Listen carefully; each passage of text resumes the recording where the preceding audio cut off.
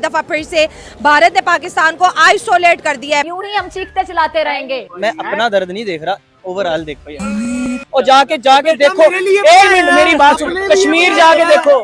क्या कश्मीर की दोस्ती कहां तक हमें ले गई है कि हर जगह हमें जो है ब्रिक्स के इनिशियल जो कंट्रीज उसमें एनरोल होने थे उसमें पाकिस्तान हॉट फेवरेट था। ठीक है, थोड़ा बहुत उसको जो है चाइना सपोर्ट कर रहा है, लेकिन इंडिया जो है वो जैसे क्रिकेट वगैरह में पाकिस्तान को आइसोलेट कर रहा है, तो इसलिए ब्रिक्स में भी वो चाहता है कि पाकिस्तान आइसोलेट। आनंद भव शरीर में आनंद भव दुखता है। कर्जा लेकर बनाई, सुन लेना आप, टैक्स भी मारा है और उसके बाद दोबारा उसको उतारने के लिए फिर कर्जा ले रहे हैं। दोस्तों, आप लोगों ने एक कहावत तो सुनी होगी, धोबी का कुत्ता ना घर का ना घाट का। पाकिस्तान की धोबी का कुत्ता बना हुआ है। वो हालत किसने की है? बड़ा मुल्क, बड़ी डिप्लोमेसी, बड़ी पावर। बिल्कुल सही बात है, तुम्हें भी तो बड़ा चाहिए ना। अरे भाई, तुम भी तो बड़ी कंट्री के साथ में अपनी टक्कर लगा के चलते हो इंडिया की बराबरी करके। भैया कोई बांग्लादेश है, केनिया है, उनके साथ टक्कर लो ना यार। और किसके साथ लोगे? बड़ी डिप्लोमेसी, बड़ी पावर। से 29 एथलीट्स मलेशिया गए, वहाँ पे स्पोर्ट्स फेस्टिवल था, उसमें हिस्सा लिया। लेकिन वहाँ पे जाके जब उनकी सिक्योरिटी ने एयरपोर्ट पे चेकिंग की तो पता चला 29 एथलीट्स जो पाकिस्तान से गए हैं, ना तो उनके पास कोई किट है, ना ही उनके पास कोई जॉगर्स हैं, ना ही कोई स्पोर्ट्स का सामान है, बल्कि एक शलवार कमीज है और कुछ अपना इंटरटेनमेंट का सामान है जो वो लेके आगे फरार होने की कोशिश में थे। उन्हें अरेस्ट किया गया और उन्हें दोबारा डिपोर्ट कर दिया गया पाकिस्तान। अभी एथलीट्स की बात कर रहे हो आप, इनको इतनी शर्म नहीं आई कि हमारे मुल्क की इज्जत क्या रहनी है। लाइक इनको ये चीज देखनी चाहिए थी। और हमारे जो हुक्मरान हैं, लाइक जो हमारे ऊपर निगरान है, उनको चाहिए कि हमें इतनी अच्छी अपॉर्चुनिटियां दें कि हम इस मुल्क से बाहर जाए ना। हुक्मरान गलत नहीं है, हुक्मरान गलत होते यार, ये ओरिएंट ट्रेन चलाइए, मेट्रो चलाइए, और तेरे पाकिस्तान में इतने प्यारे प्यारे रोड बनाए और जाके देखो, एक मिनट मेरी बात सुन, कश्मीर जाके देखो। उन्होंने हमारे टैक्स से भाई ने मोटरवे बनाई, ओरिएंट ट्रेन बनाई, सुन लेना, कर्जा लेकर बनाई, सुन लेना आप, और टैक्स भी मारा है और उसके बाद दोबारा उसको उतारने के लिए फिर कर्जा ले रहे हैं। भाई, उन 29 एथलीट ने बेचारों ने मेहनत इसलिए की थी ताकि बाहर इस भिखारिस्तान से बाहर निकलने का मौका मिले। बाहर जाते ही हम विदेशों में जाकर के इंटरनेशनल लेवल की भीख मांगे। तुम लोगों ने वापिस इनको खींच के लिया यार, ये गलत बात है, सही नहीं किया उनके साथ में।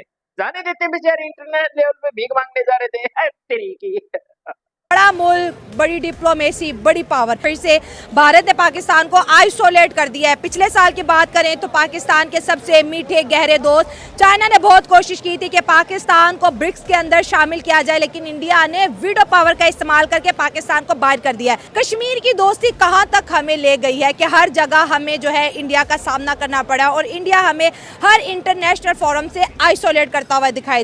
अच्छा जी, चाइना तुम्हारा मीठा दोस्त। भाई, मीठे बड़े खतरनाक आदमी होते, कुछ भी कर लेते। तुमको ये नहीं पता, बड़े जालिम इंसान होते हैं भाई मीठे। मीठों से बच के रहना चाहिए, मीठे किसी लायक नहीं होते। समझ में आ गई ना? कौन सा क्या? जैसा कि आप जानते हैं कि इंडिया की लॉबी जो है वो बहुत ज़्यादा स्ट्रांग है। वो इंटरनेशनल हर फोरम पे, चाहे वो यूनाइटेड नेशन हो, ब्रिक्स हो, कॉमनवेल्थ हो, उसमें वो अपनी लॉबी स्ट्रांग कर देते हैं। उसकी फॉरेन पॉलिसी और फॉरेन पॉलिसी की जो तसलसल है ना, वो बहुत ज़्यादा है। पाकिस्तान सबसे बड़ा रीज़न ये है कि पाकिस्तान की अंदरूनी सियासत और उसमें जो खलफशार है, उसकी वजह से वो खारजा पॉलिसी जो पाकिस्तान की फॉरेन पॉलिसी बनती है, उस पर फोकस नहीं कर पा रहे। उसी फोकस की वजह से जो है वो पाकिस्तान ब्रिक्स के एज पे खड़ा हुआ है। हालांकि ब्रिक्स के इनिशियल जो कंट्रीज उसमें एनरोल होने थे उसमें पाकिस्तान हॉट फेवरेट था। थोड़ा बहुत उसको जो है चाइना सपोर्ट कर रहा है, लेकिन इंडिया जो है वो जैसे क्रिकेट वगैरह में पाकिस्तान को आइसोलेट कर रहा है, तो इसलिए ब्रिक्स में भी वो चाहता है कि पाकिस्तान आइसोलेट हो। एक मुल्क है, उसने जहाँ भी जाना है ना, तो उसने कहना जी मदद कर दो, भीख दे दो, मदद कर दो, मदद कर दो। एक मुल्क है, उसकी अपनी आबादी जो है वो 1.5 अरब है। हाँ, इंडिया लाजमी बात है, मैं मलेशिया हूँ, मेरी प्रोडक्ट बनती है वो इंडिया में बिकती है। ठीक है, ठीक है, इंडिया तो की मेरी कोशिश, हाँ जी, मेरी कोशिश ये होगी कि मैं हर तरह से उनको फैसिलिटी दूँ। दुनिया के हर मुल्क में उनकी रिस्पेक्ट है, हमारे मुल्क की है। चलो भी मान भी लिया कि तुम्हें रिस्पेक्ट नहीं मिलती। एक बात बताओ, पाकिस्तान ने आज तक कौन सा ऐसा कर्म, कौन सा ऐसा काम किया है जो भाई रिस्पेक्ट के लायक हो? ऐसा तो कुछ नहीं लग रहा है यार। है, व्यापार तुम्हारा गधों का बढ़ता जा रहा है, व्यापार तुम्हारा भीख मांगने का बढ़ता जा रहा है। अब भिखारी वो भीख मांगने के लिए गया है, हमारे मोदी साहब तो भैया उधर बड़े बड़े झंडे गाड़ने के लिए गए, लेकिन तुम्हारे वो तो भीख मांगने के लिए गए। बेहतर आप जानते हैं। Beggar can't be a chooser.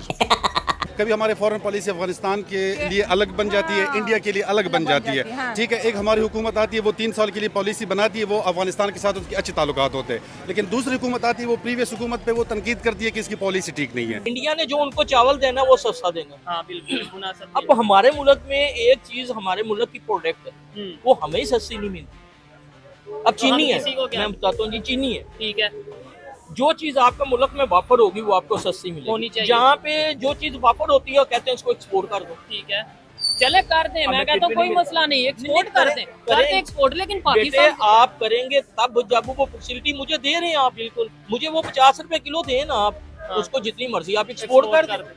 अब मुझे एक्सपोर्ट करने के बाद आप कहें जी मुल्क में से चीनी खत्म होगी, 30 रुपए रेट और बढ़ गया। अब प्रीवियस मंथ 2 मंथ पहले देख ले, वो जो मुकेश अंबानी की शादी थी, उसमें प्रीवियस कोई दुनिया की आंखें खोल दी, हाँ। 50x प्रेसिडेंट आए हुए थे, वज़ीर आज़म आए थे, सारे खिलाड़ी, उसमें बिलियन रुपए खर्च हो गए। क्यों? क्योंकि लोग आना चाहते हैं इंडिया में, जो है वो ऐसे एक माहौल बनाया हुआ है, उसमें जो है आप सरमायाकारी वगैरह आती है। अच्छा, हम लीडरशिप की तरफ आते हैं। मैं बात को कंक्लूड करूँगा कि बिगर कांट बी अ चूज़र। भाई ये गजब की बात है यार, इन पाकिस्तानियों पे बता, अंबानी के लड़के की शादी 7 जन्मों को तक दिखाई देगी। वो बोल रहे हैं कि उस शादी में जितना खर्चा हुआ था हमें दे देते तो हमारी भीख मांगने की नौबत नहीं आती। चलो दोस्तों, हमारी वीडियो कैसी लगी, अच्छी लगी लाइक कीजिए, शेयर कीजिए, चैनल को सब्सक्राइब कीजिए। जय हिंद, वंदे मातरम।